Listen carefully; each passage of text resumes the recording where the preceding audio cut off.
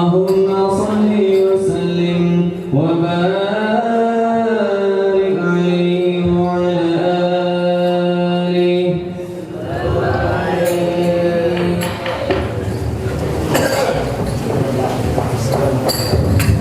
الصبح بدا من طلعته والليل دجى من وفرته. الصبح بدا من طلعته والليل دجى من وفرته.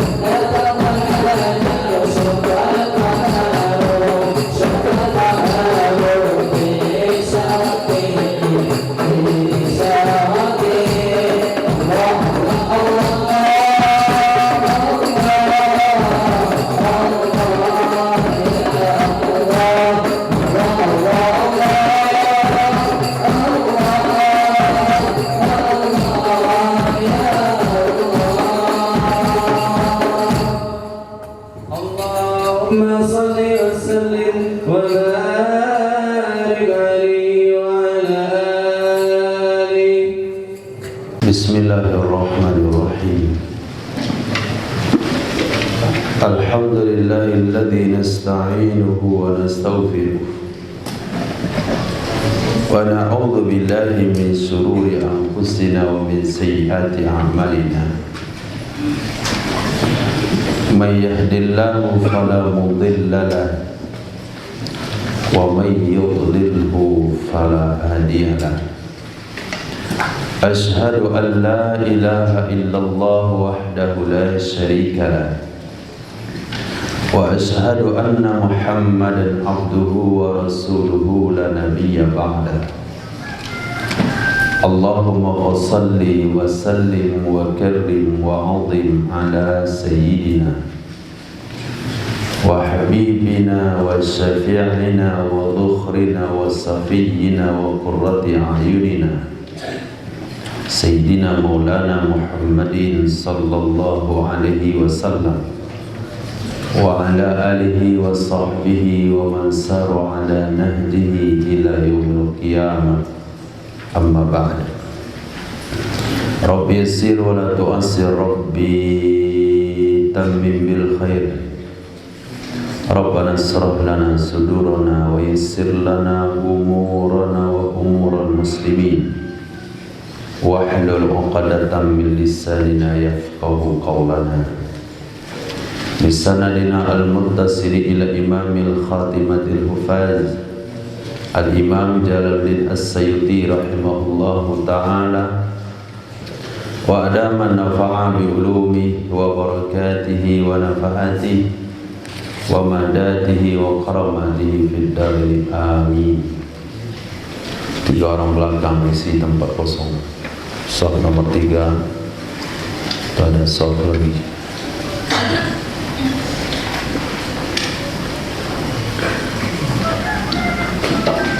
Hadis nomor 4555.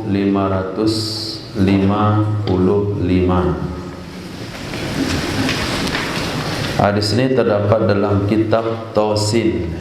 Tak apa itu? Imam Tabrani dalam kitab Awsat. Belum punya.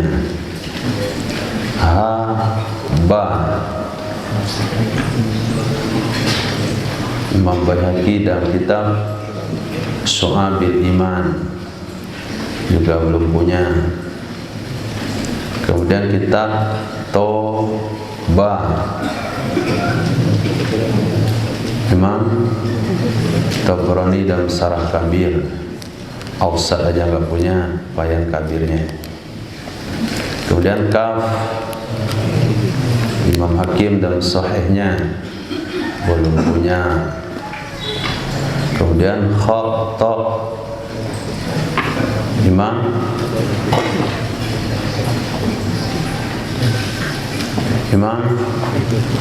Khatib dalam kitab jangan kamu punya atau aja enggak.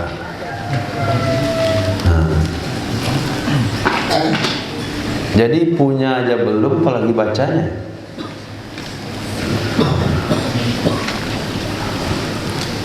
Kemudian dapat fatwa, jadi nggak layak. Tapi dengan jasanya Imam Jalaluddin As-Sayuti rahimahullahu ta'ala, dari kitab-kitab yang kita nggak punya itu, beliau sudah kumpulkan di sini dalam kitab Jami'us Shaghir fi Hadis Basyirin Nadhir, yaitu fadilahnya memiliki kitab Jami'us Shaghir. Minimal kita memiliki pengetahuan tentang beberapa kitab Islam dalam hadis yang belum kita miliki. Kemudian kita dapat cuplikan hadisnya di dalam kitab beliau. Sekarang pada hadis nomor 4555, hampir separuh. Hadisnya ringkas. Nabi SAW bersabda, "Zurriban tazdad hubban." Berkunjunglah kamu jarang-jarang, sekali-sekali. Zur berkunjunglah, ribban sekali-sekali. Tazdad hubban, niscaya kamu akan bertambah cinta, kamu akan bertambah sayang.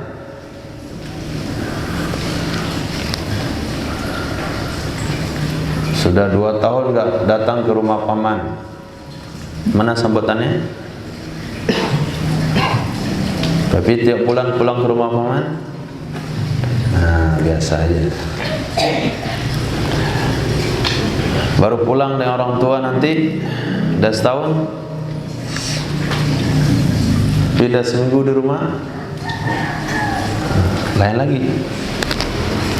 Maka perkara yang jarang itulah yang membuat cinta.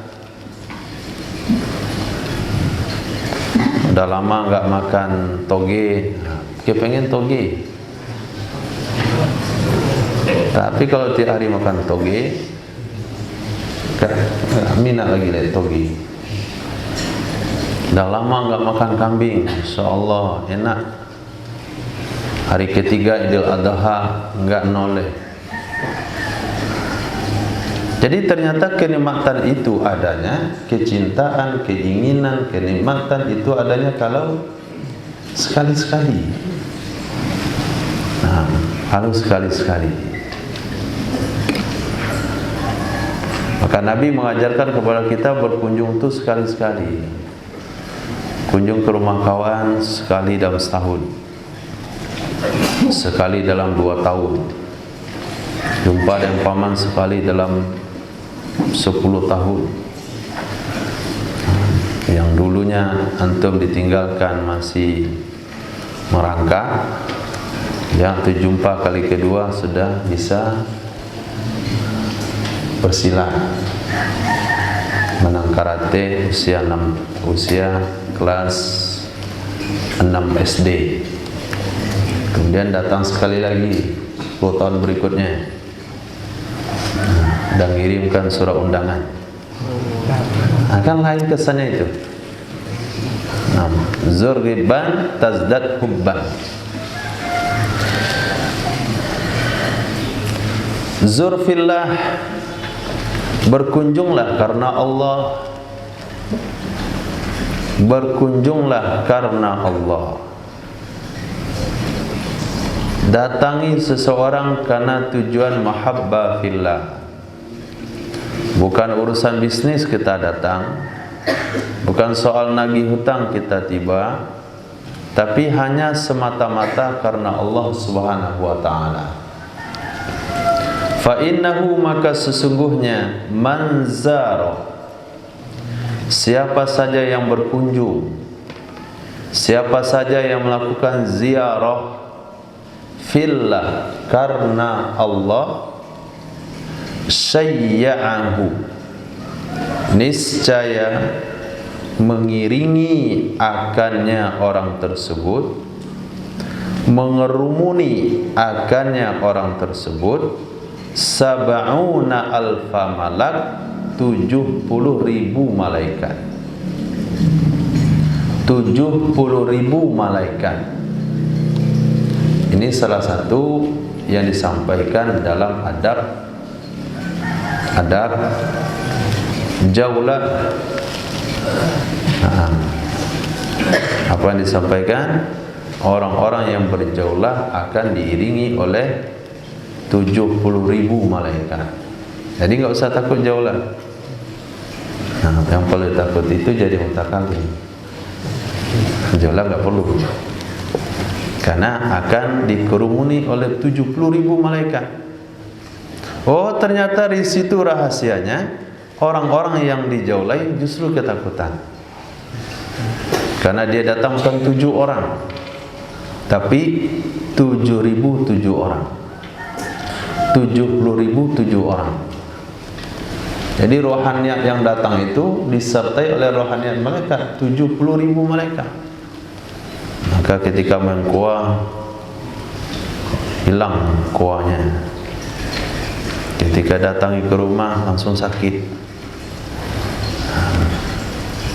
Ketika datang ke rumah langsung nggak ada di rumah, suruh anaknya keluar.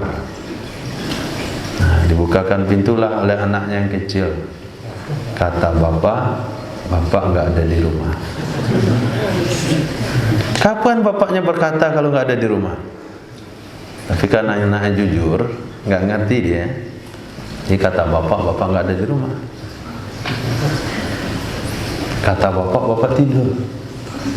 Kok tidur? Kenapa bapaknya berkata? Ngigau berarti, ngigau bapak tidur. Nah itu wajar. Ketakutan datang orang-orang jaulah. Ini rahasianya ternyata. Bahkan jangankan orang biasa, sesama pekerja dakwah didatangi oleh temannya pun ketakutan, karena dia datang dengan 70.000 malaikat. Dan ada amalan yang akan menyebabkan seseorang dikawal oleh 70.000 malaikat. Apa amalannya? A'udzubillahi samiil alim minasy syaithanir rajim. A'udzubillahi samiil alim minasy syaithanir rajim. A'udzubillahi samiil alim minasy syaithanir rajim. Wallahu alladzi la ilaha illahu alimul ghaibi wasyahadati huwar rahmanur rahim. Wallahu alladzi la ilaha illahu al-malikul quddusus salamul mu'minul muhaiminul azizul jabbarul mutakabbir. Subhanallahi amma yusyrikun. Wallahul khaliqul bari'ul musawwir lahul asmaul husna yusabbihu lahu ma fis samawati wal ard wa huwal azizul hakim. Dibaca lepas subuh akan dikawal malaikat sebanyak 70.000 sampai sore. Dibaca selepas maghrib akan dikawal malaikat 70.000 malaikat sampai subuh. Kantung tu datang tu ditakuti, karena datang dengan 70.000 malaikat. Maka kalau naik angkot pulang kampung, tu bayarnya mahal, karena antum bawa ikut 70.000 malaikat.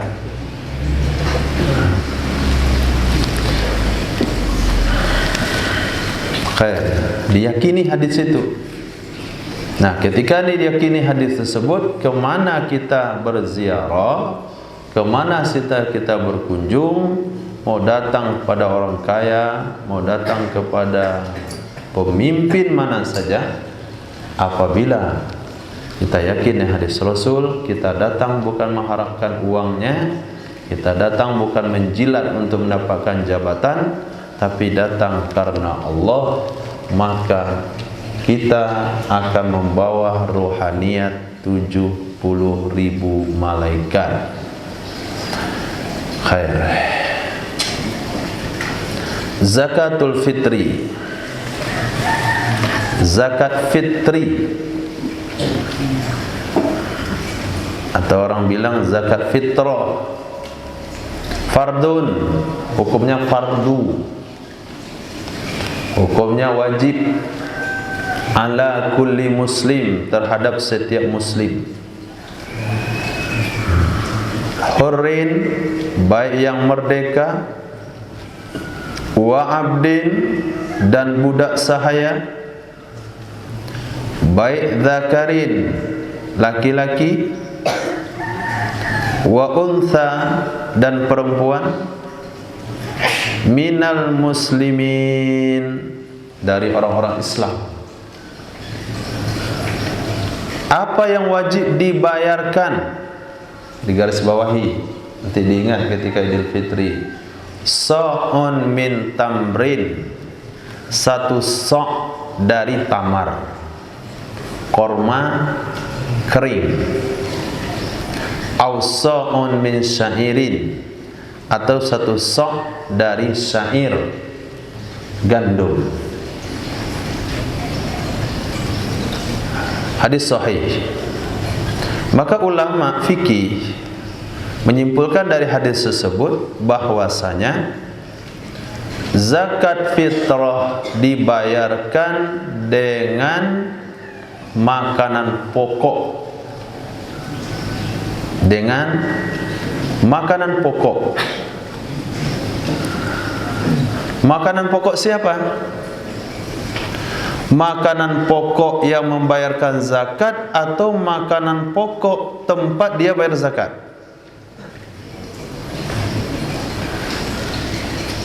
Mana yang belajar fikih? Hendak dah sampai bab zakat belum? April Fadil, bulan April lahir Fadil. Mana? Makanan pokok yang bayar zakat, atau makanan pokok tempat dia bayar zakat? Hah? Misalnya dia tinggal di Indaru. Indaru makan apa? Hah? Makan apa? Nasi, terlalu jujur. Beras bahasanya. Nasi itu betul, tapi jujur sekali. Apa makanan pokokmu? Nasi. Nggak ada orang jago itu. Beras. Nah, masa antum bayar zakat dengan nasi? Bertermos-termos itu di masjid nasi. Oke. April Fadil misalnya dari Madura, makan jagung. Makanan pokoknya jagung. Tinggal di Indarung, makanan pokok beras. Bayar beras atau jagung? Berarti makanan pokok wilayah setempat, bukan makanan pokok orang yang berzakat. Jadi harus dibayar pakai beras. Nah, makanan pokok wilayah setempat. Kita tinggal di pesisir. Makanan pokok orang pesisir apa? Sagu. Hah? Apa? Beras juga. Datang ke situ orang Papua makanan pokok ubi, maka dia bayar pakai beras, nggak boleh pakai ubi. Nah, kemudian boleh nggak dibayarkan dengan nilai daripada makanan pokok? Menurut ulama Syafi'iyah tidak boleh. Antum zakat fitrah bayar pakai apa ke masjid? Pakai uang, tidak sah menurut mazhab Imam Syafi'i. Yang membolehkan satu-satunya ulama mazhab yang membolehkan bayar zakat fitrah dengan uang hanya Imam Abu Hanifah. Hanya Imam Abu Hanifah. Sangat bijak fatwa Imam Malik, Imam Syafi'i, Imam Ahmad bin Hanbal bayar zakat fitrah dengan beras supaya sampai tujuan daripada yang berzakat. Kalau diberaskan bayarkan pakai uang, itu enggak jadi beras dia beli pulsa, dia beli paket. Itu yang sudah berkumis dia beli rokok. Uang zakat orang beli rokok. Kan sangat-sangat disayangkan itu. Tapi kalau beras, nggak mungkin nih dia jual beras lalu dia beli rokok. Pasti beras itu dibawa ke rumah. Oke lah, kita luas berpendapat terima mazhab Imam Abu Hanifah. Nah, karena itu adalah mazhab mu'tabar. Tidak ada masalah pakai mazhab Imam Abu Hanifah. Tapi perlu diingat, satu soknya Imam Abu Hanifah itu 4 kilogram. Dan satu soknya Imam Syafi'i 3 kilo. Kalau mau detailnya 2,8 gram. 2,8 kilo. Tapi lebih maksimalnya 3 kilo. Dan mazhab Imam Abu Hanifah satu sok itu 4 kilo. Nah, lalu yang antum lakukan adalah bayar zakat pakai uang dengan nilai 3 kilo beras. Itu mazhab siapa? Mazhab siapa? Hah? Mazhab antum sendiri. Itu namanya anti mazhab. Bilang salafi anti mazhab, antum juga anti mazhab. Dalam zakat fitrah enggak pakai mazhab siapapun. Kami bayar pakai uang. Kata Imam Syafi'i enggak sah. Kata Imam Malik enggak sah. Kata Imam Ahmad enggak sah. Kata Imam Abu Hanifah sah. Berapa kamu bayar? Senilai 3 kilogram kurang. Kurang itu 4 kilo satu sok itu. Jadi kalau mau bayar pakai beras cukup 3 kilo, kalau pakai uang senilai 4 kilo, baru benar bermazhabnya. Kalau seperti tadi itu hukumnya haram. Kenapa haram? Karena dia talfik. Apa itu talfik? Mengumpulkan yang ringan-ringan dari mazhab. Mazhab Imam Abu Hanifah diambil yang ringannya, boleh pakai uang. Mazhab Imam Malik, Imam Syafi'i, Imam Hanafi diambil Imam Hambali diambil yang ringannya yaitu 3 kilo. Kalau mau ikut Hanafi, semuanya Hanafi. Soknya 4 kilo, baru boleh pakai uang. Kalau ikut Imam Syafi'i, 3 kilo mesti dengan beras. Khair, bisa dipahami? Ini wajib disampaikan di rumah. Besok mau bayar zakat fitrah, bilang sama orang tua, Syafi'i, Hanafi. Pakai uang atau pakai beras? Yang sudah lalu-lalu bagaimana? sudah lama-lama itu ditambah. Nah, itu fatwanya, ditambah kekurangannya. Alhamdulillah, saya di kampung pakai padi deh dulu. Kampung saya dulu zakat fitrah pakai padi, diantarkan ke guru mengaji, ditambah paneram sabungkui. Tahu paneram? Nah, itu setiap guru mengaji itu dapat semuanya, guru Solo tuh. Masuk dalam belek, simpan. Ada 4 belek, 5 belek. Nanti pergi mengaji lagi, kira-kira selesai Syawal, dah bulan Zulkaadah, keluar dia bagi-bagi sama nah TPA, 1 dapat 1/4. Oh, makan tuh saking nikmatnya. Waktu Idul Fitri itu enggak kemakan. Itu makanan dimakan 2 bulan setelahnya baru enak. Sampai pertengahan tahun tuh kadang-kadang masih keluar juga dia. Nah, itu udah dipecahkan pakai batu baru bisa pecah. Nah, itu zaman dulu, Mas. Sama sekarang agar-agar. Tahan setengah hari. 6. Itu tentang zakat fitrah. Jadi tidak dibedakan orang merdeka, hamba sahaya, laki-laki, perempuan, balik gak balik. Yang jelas, siapa yang melihat matahari tenggelam wajib bayar zakat fitrah. Tapi kalau enggak melihat matahari tenggelam enggak wajib zakat fitrah.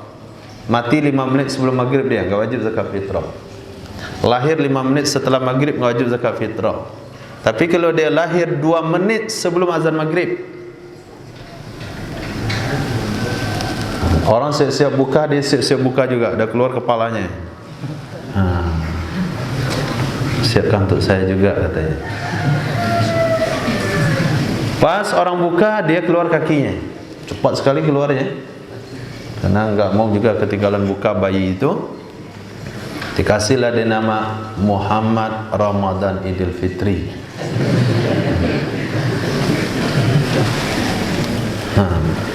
Karena dia lahir di ujung Ramadan, di awal Idul Fitri, maka bayi itu wajib zakat fitrah. Kalau sekiranya dia budak sahaya, itu yang bayarkan zakat fitrahnya adalah majikannya. Kalau dia anak-anak, yang wajib bayar zakat fitrah adalah orang tuanya. Titik. Untuk apa zakat fitrah? Nah, ini materi seminggu sebelum lebaran. Zakatul fitri tuhratul lis-shaim. Zakat fitrah itu mensucikan bagi orang yang puasa. Mensucikan bagi orang yang puasa. Minal lagwi, dari perbuatan yang sia-sia. Dari perbuatan yang sia-sia. Warrafasi, dan kata-kata yang kotor. Itu tujuan utamanya, supaya puasa Ramadannya itu sempurna. Kita tidak bisa mengawal diri selama bulan Ramadan selamat dari perbuatan yang sia-sia.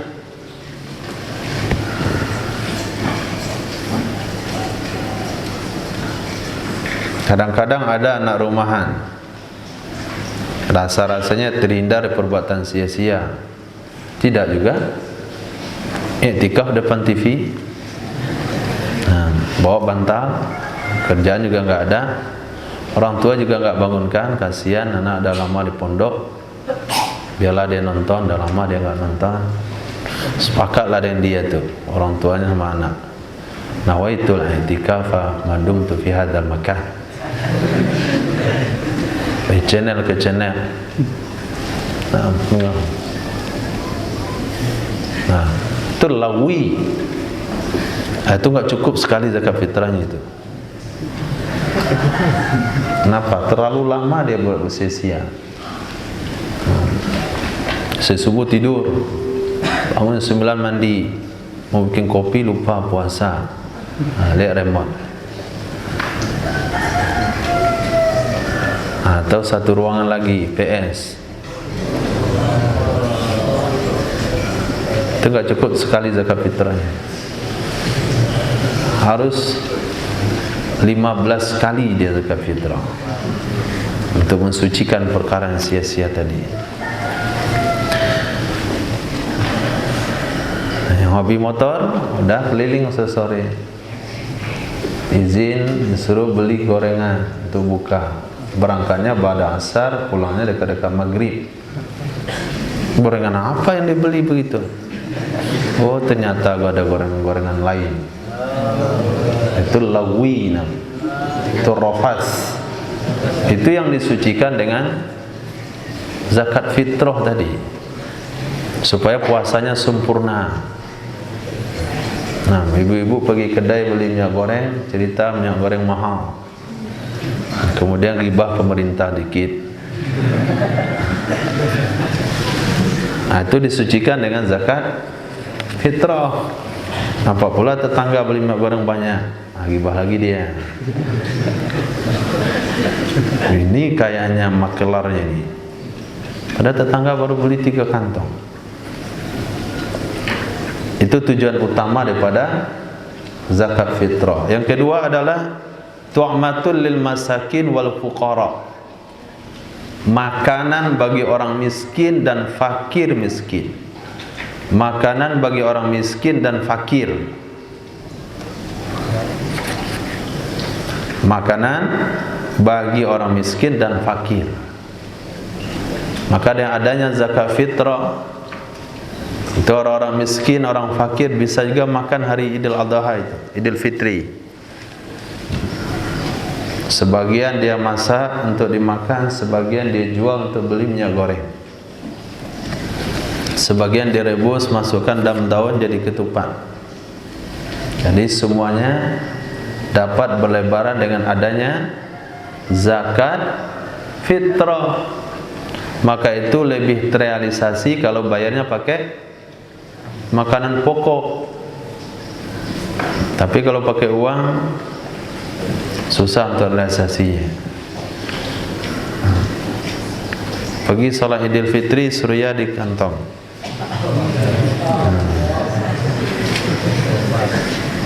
Bagi juga sama kawan.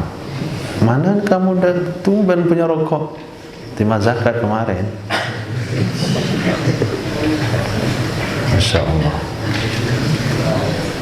Kayaknya yang berzakat tuh hartanya pun kayak gitu juga.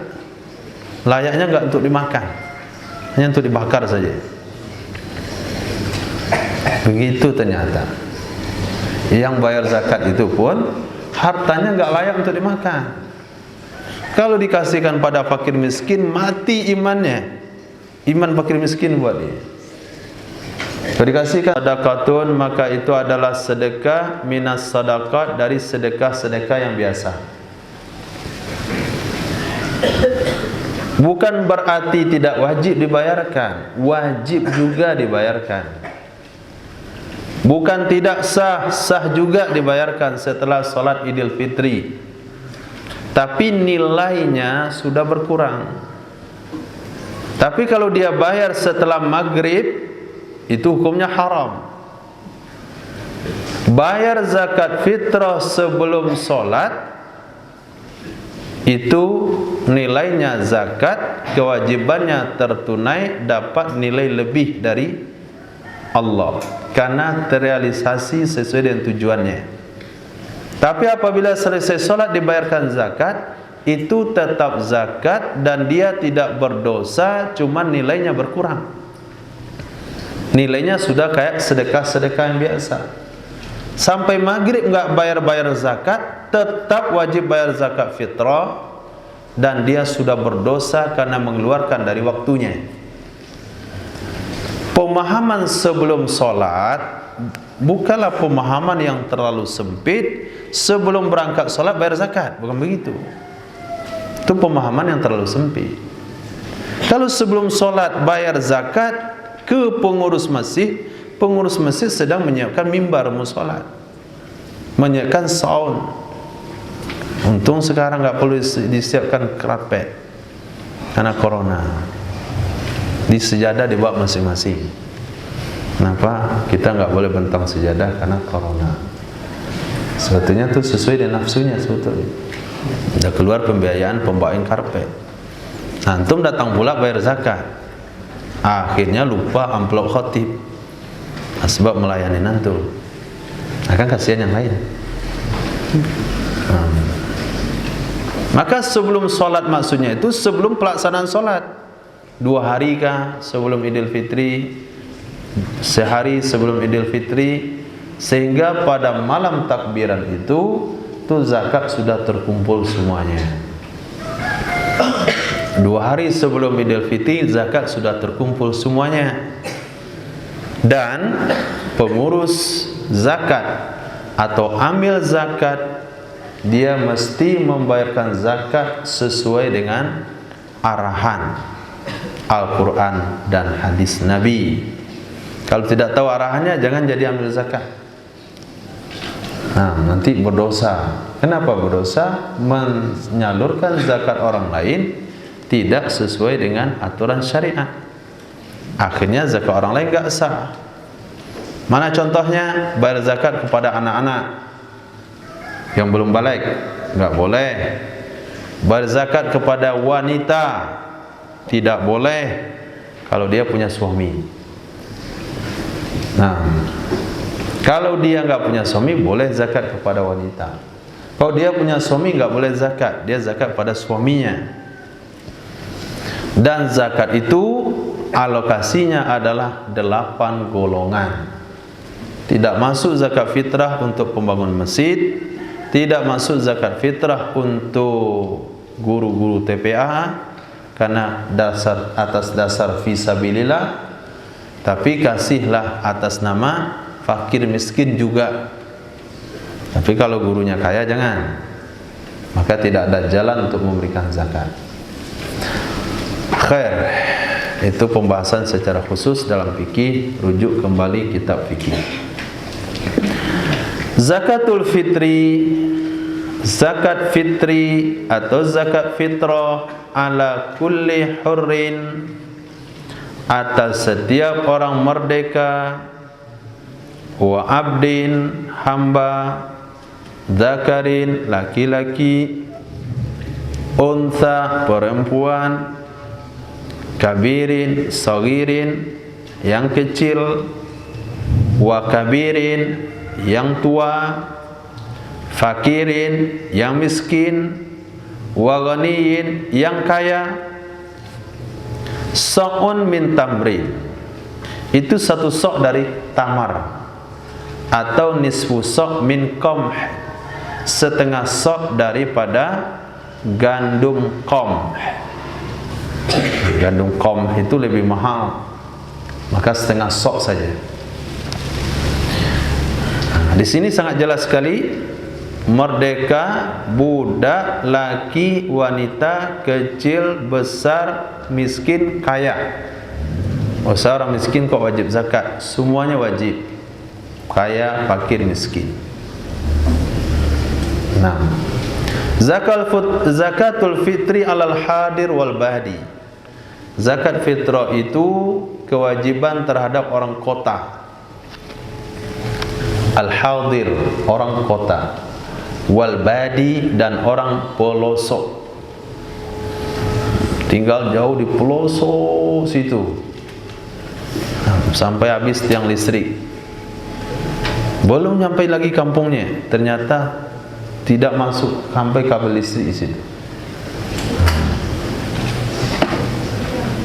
Lampu masih lampu minyak, aspal itu aspal tanah liat.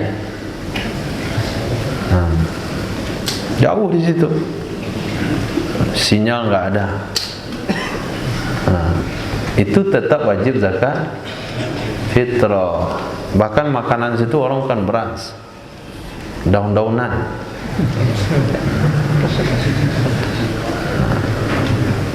Tetap wajib zakat fitrah.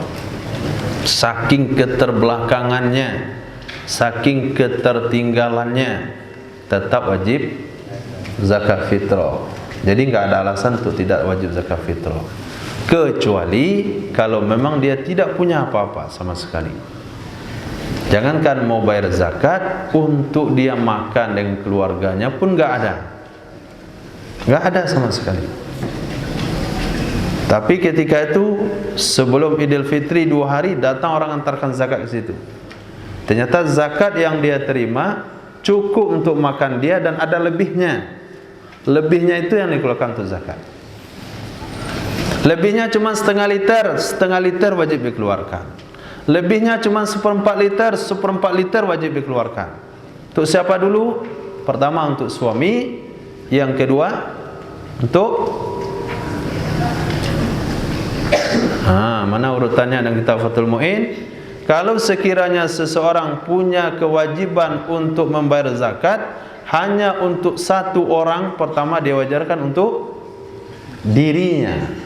Kalau dia punya kesempatan untuk yang kedua, dia bayarkan untuk siapa? Untuk istrinya kan, untuk anak yang kecil, untuk anak yang dewasa, atau untuk orang tuanya?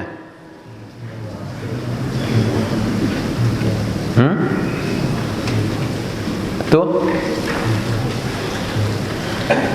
mana mau bilang fakih yang sudah dibahas saja lupa? Untuk anaknya yang masih kecil. Yang ketiga untuk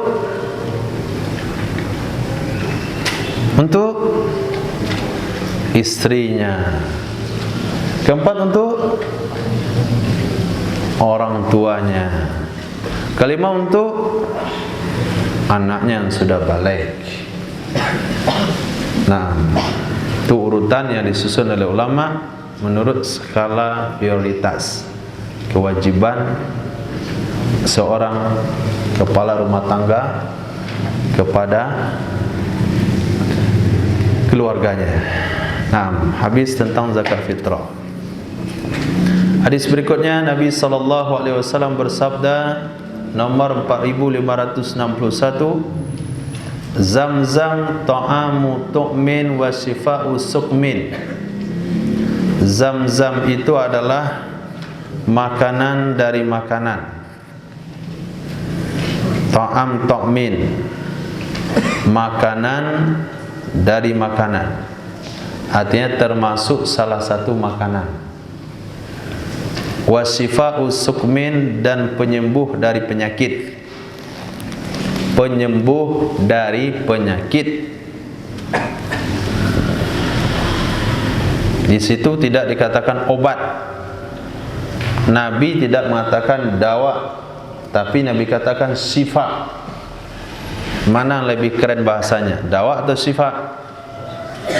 Mana lebih mubalaghah? Dawa atau syifa? Syifa. Nah, karena kalau obat belum tentu sembuh. Tapi kalau sembuh nggak penting obat. Jadi Zamzam itu adalah penyembuh, bukan obat. Obat belum tentu sembuh. Maka bahasa-bahasa hadis adalah syifa. Habbatus sauda syifaun min kulli da. Syifa. Fihi syifaul linnas. Itu menunjukkan obat yang ada jaminan kesembuhan di situ. Beda likulidain dawa, setiap penyakit ada obatnya. Ilal maut, kecuali mati, itu obat. Tanyalah sama apoteker. Nah, pasti setiap penyakit itu ada obatnya dibuat dia. Jantung berdenyut, nah ini obatnya. Gigi, ini. Ke kepala, ini. Telinga kurang mendengar, ini. Tai hidung banyak, ini. Ketiak asam, ini. Semuanya ada obatnya. Tapi nggak ada kesembuhan, belum tentu ada kesembuhan. Karena tidak menjanjikan kesembuhan. Tapi dengan pengobatan nabawi, Nabi tidak katakan dawa, tapi Nabi katakan syifa. Di sana ada jaminan kesembuhan. Khair. Jadi air Zam-Zam itu adalah makanan dari makanan. Maksudnya dia bisa membuat fungsi makanan. Dia bisa mengenyangkan. Cerita yang jelas daripada Sayyidina Abu Dzar Al-Ghifari radhiyallahu an ketika mencari kebenaran Islam, ingin bertemu dengan Rasul sallallahu alaihi wasallam, beliau hanya minum air Zam-Zam. Kemudian obat dari penyakit. Bahkan dikatakan dalam hadis yang lain, Zam-Zam sifaul Zam-Zamu lima syuribala, bergantung kepada niat yang diniatkan. Zam-Zamu hamnatun min janahi Jibril. Zam-Zam tersebut itu adalah hafna. Hafna artinya adalah hak muhmala maftuha, kemudian fa haf sakin nun fatah, ai Zam-Zam hafna hafanaha Jibril bihafiqati janah lamma amaru bihafriha min qaulihim hafanati syai' idza hafarathu. Zam-Zam itu adalah air hasil galian. Zam-Zam itu adalah hafna, hasil galian dari sayap malaikat Jibril. Jadi hafna, air hasil galian daripada sayap malaikat Jibril. Ketika Sayyidatina Hajar dengan Nabiullah Ismail kecil, masih bayi, dihantarkan oleh Nabi Ibrahim alaihissalam ke lembah yang tidak ada tanamannya, tidak ada sumber kehidupan. Ketika air susu Sayyidatina Hajar habis, dia berusaha untuk mencari adakah rombongan yang lewat. Maka beliau pergi ke Bukit Sofa. Dia enggak ada rombongan lewat tuh. Mengantuk dia.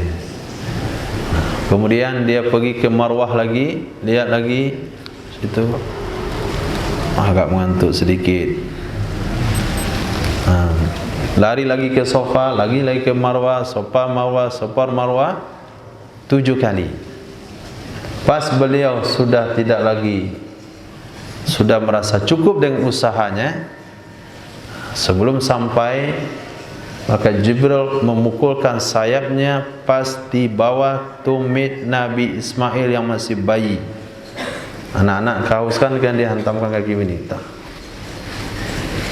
Nah, dipukul oleh malaikat Jibril, keluar air di situ. Air itu mengalir.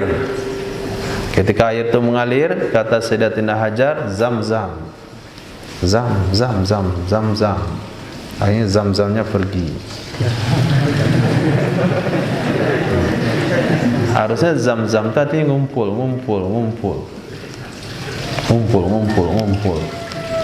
Akhirnya dibikinlah di situ pagar pematang. Air terkumpul di situ. Maka setiap di mana ada air, maka burung tahu dia punya sinyal tersendiri. Yang datang burung situ minum. Maka musafir dalam kejauhan melihat burung terbang dari satu tempat. Oh, kayaknya di situ ada sumber air. Datanglah satu suku, lihat ada air di situ, dia pengen tinggal di situ. Kata Sayyidatina Hajar, sumur milik saya kalau mau tinggal di sini. Nah, kalian harus bayar dengan sekian, dengan kambing macam-macam. Akhirnya dari keluarga itulah Nabi Ismail menikah. Apa nama sukunya? Suku Jurhum. Dari mana itu? Suku Jurhum dari mana? Dari mana? Tanah datar. Ya, tanah datar di Arab itu datar semuanya. Jadi Zam-Zam itu adalah hasil air yang keluar pada pukulan atau galian dari sayap malaikat Jibril alaihissalam. Air yang penuh dengan keberkahan yang pada hari ini tidak pernah kering. Bahkan hampir seluruh penjuru dunia telah meminum air tersebut. Bukan setiap orang, tapi hampir dari orang seluruh penjuru itu telah datang dan meminum air tersebut. Zammiluhum bidima'ihim fa innahu laysa man tumin man kalmin min kalmin tuman kalmin man itu yang betul. Min kan? Tadi bilang man, min mana? Siapa yang min? Hitam putih. Itu kan bagus. Fa innahu laysa min kalmin yuklamu fillah illa wa huwa ya'ti yaumal qiyamati yadma'u launahu launud dami wa rihuhu rihul miski. Zammiluhum, selimuti oleh kalian akan mereka orang-orang syahid. Zammilu, selimuti oleh kalian hum mereka orang mati syahid bidimaihim, bersama dengan darah-darah mereka. Artinya ditambahkan kain kafan tanpa dibersihkan darahnya. Bukan selimuti dengan darah. Kalau selimuti dengan darah, kita lumurkan darahnya ke sekujur tubuh. Bukan itu. Tapi zammilu, selimuti mereka bersama dengan darahnya. Bi itu bermakna ma'iyah. Jadi dengan darah-darahnya dikafani. Kenapa tidak dimandikan orang yang mati syahid tersebut? Fa innahu, maka sesungguhnya laisa, tidaklah min kalmin, dari luka, min kalmin, dari luka, yulkamu, yang dilukai, fillah, karena Allah, illa, melainkan, wahwa, dianya seseorang atau dianya luka, ya'ti, akan datang, yaumal qiyamati, pada hari kiamat, yadma'u, mengeluarkan darah. Setiap luka yang terjadi karena Allah, luka yang terjadi di jalan Allah, maka pada hari kiamat luka itu akan mengeluarkan darahnya. Maka orang-orang yang mati syahid dibangkitkan di mahsyar, lukanya seperti barusan dilukai, mengeluarkan darah segar. Launahu launad dami, launuhu launu nu, nah, launuhu launud dami, warnanya warna darah, warihuhu rihul miski, dan baunya bau kasturi. Warnanya merah, warna darah, tapi bau dari darah itu seperti bau kasturi. Maka mereka dengan bangganya bangkit di mahsyar, hadir di hadapan Allah Subhanahu wa ta'ala. Enggak perlu ditanya apa yang sudah kamu korbankan untuk agama. Maka suatu situasi, kondisi dia telah menjawab, dia sudah berkorban dan berbuat untuk agama. Yang disayangkan adalah kita-kita ini bangkit di mahsyar, enggak ada bekas apapun di jalan Allah. Tapi yang kena cacar adalah dikit bekasnya. Galt. Itu adalah tanda fisabilillah.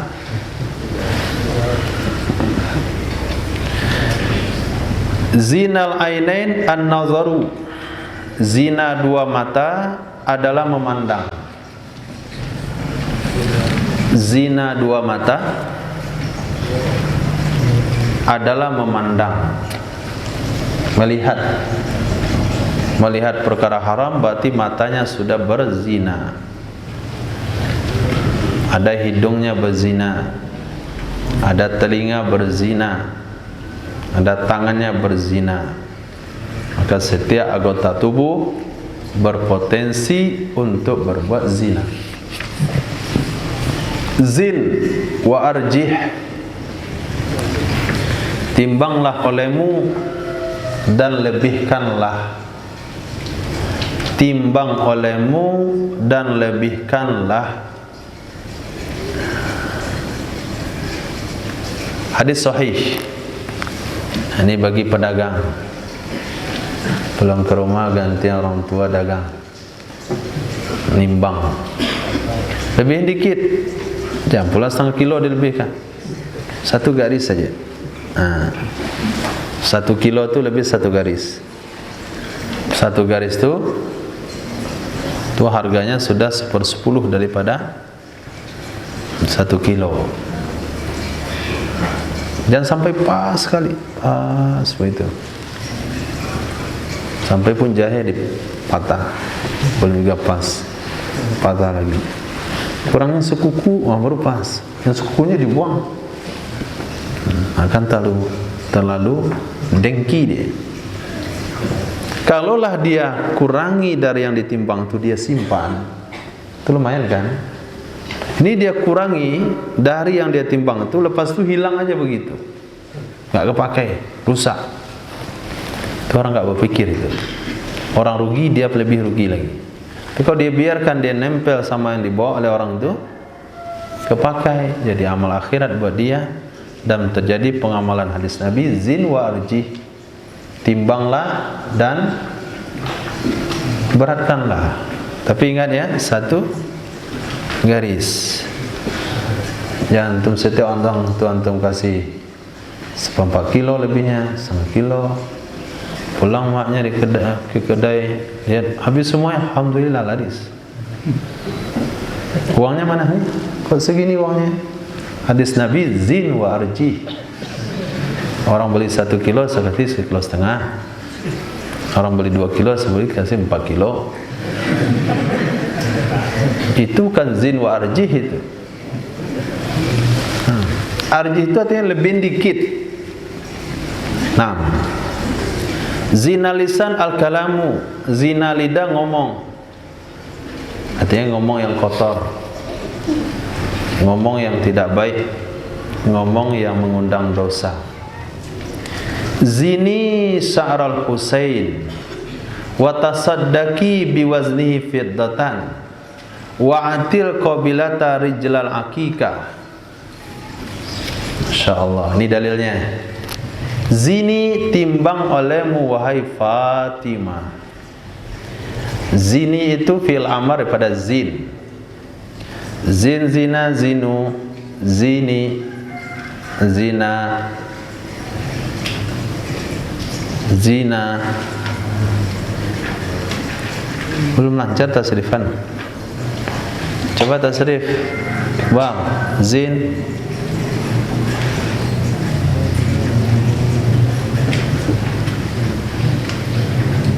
Zin, apa fi'il madinya? Zin. Fi'il madinya apa? Itu zina artinya. Kalau zana fi'il madinya itu zina.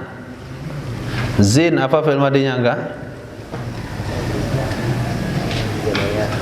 Zanaya zina.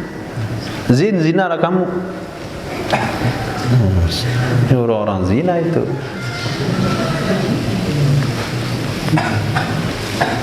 Apa fi'il madinya Ismail? Zin. Wazana. Lumayan beda lah tafakuh sama edan.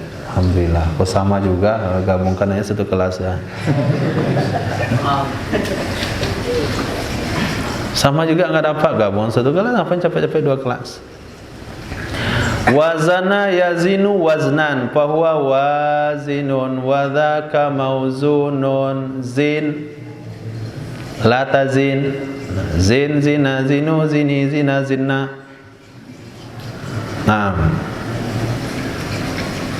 karena ini khitabnya kepada Sayyidatina Fatimah radhiyallahu anha, artinya fi'il amar yang nomor berapa Ilyas? Khitab kepada wanita nomor berapa? Nomor dia kan 6. 3 pertama untuk laki, 3 kedua untuk 3 pertama yang untuk laki, itu 1 untuk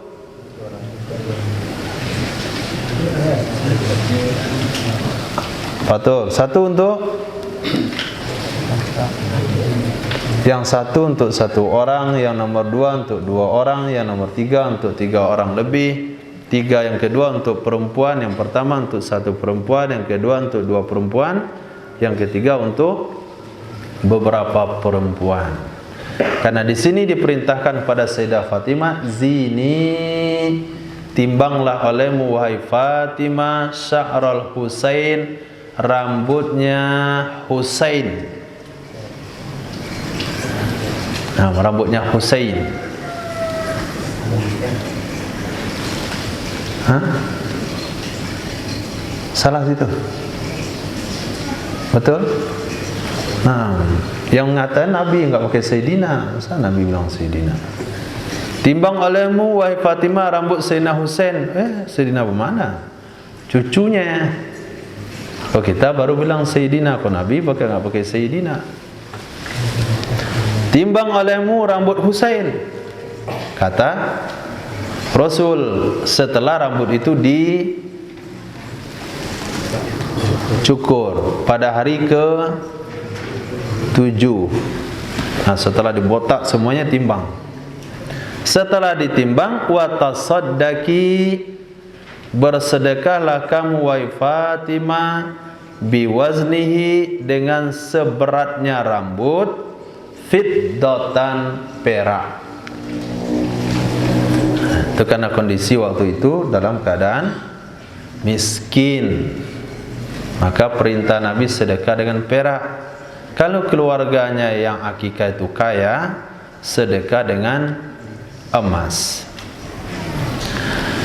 Wa'atil qabilah, berikan olehmu kepada dukun beranak.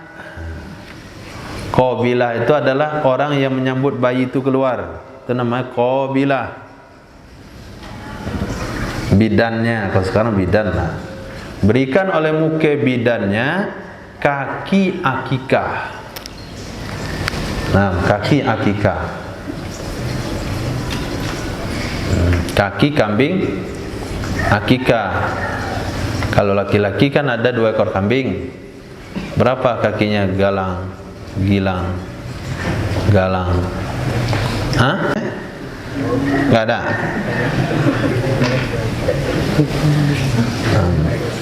Itu kambing kaki semuanya atau tangan 2? Hah?